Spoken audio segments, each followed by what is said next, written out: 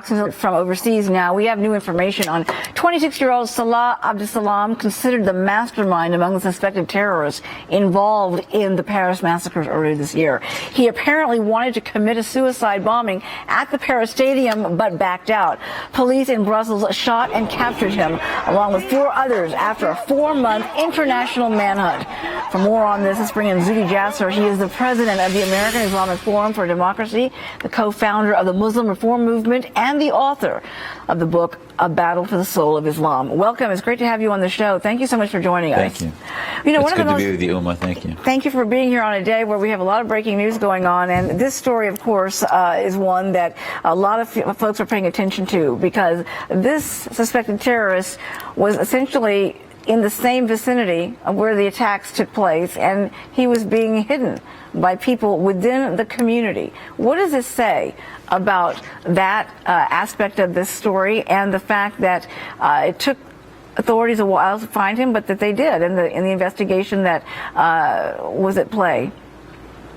Well, Uma, I mean, it's so important that we have him alive, because there's so much intel there, and I think if there's anything we learn that the terror attacks, like in Paris or like in Charlie Hebdo, are simply the tip of the iceberg, and bigger underneath that tip is an ideological movement, our boroughs, communities that are holding these members and actually part of facilitating the ideology, the radical imams in Molenbeek. I mean, there are 600 jihadists fighting in Syria that came from Belgium, and of those 150 or so are from Molenbeek, and yet 4 months later, after the Paris attacks on November 13, this man was in Molenbeek, and there were actually some that went to the streets when the police had this shootout and were throwing stones and calling him a hero, etc. So we, as the Interior Minister in Belgium said back in November, he said, we have a serious problem, and it's not only in Molenbeek, it's in a lot of areas in Europe and also in America where we are not targeting the ideology, and we think these are all just one-off terror incidents. We're running out of time, but really quickly,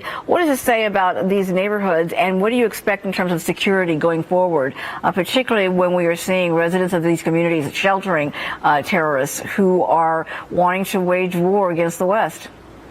Well, it says that the moderate Muslim organizations are not really engaged in exposing the ideologues, and it also says that we have a much deeper problem since the violence and looking for weapons and terrorists, that there are actually communities that are more involved with conspiracy theories and think the state is the enemy and are part of the Islamo-patriotic movement of ISIS rather than the secular state loyalty. That's why, as the president of France said, this is a war, act of war that happened in November, and Belgium and other countries need to start to treat it like they're in a war and begin to engage Muslim communities against that war ideology.